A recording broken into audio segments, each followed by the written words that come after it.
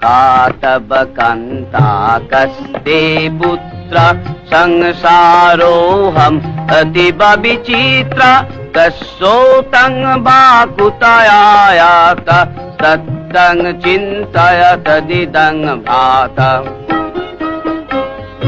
मा कुरु धन जन यौवन गर्भं हरति निमेषात् कालो सर्वं मा कुरु धन जन यौवन गर्भं हरति निमेषात् कालो सर्वं मायामयमिदं यखिलं हिता ब्रह्मपदं प्रविशासु विदिता नलिनी दलगत जलमति तरलं तद्वजीवितम् अतिशय चपलं नलिनी दलगत जलमति तरलं तद्वजीवितम् अतिशय चपलं खनमपि सज्जन संगतिरेका भवति भवार्णवतरणे नौका खनमपि सज्जन संगतिरेका भवति भवार्णवतरणे नौका अष्टकुलाचल सप्त